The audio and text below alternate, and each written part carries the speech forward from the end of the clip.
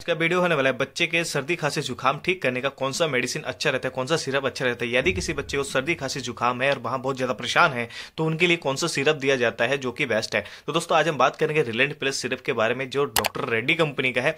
यहाँ सिरप देने से बच्चे के अंदर खांसी सर्दी जुकाम जो भी हो रहा है वो आराम मिल जाता है।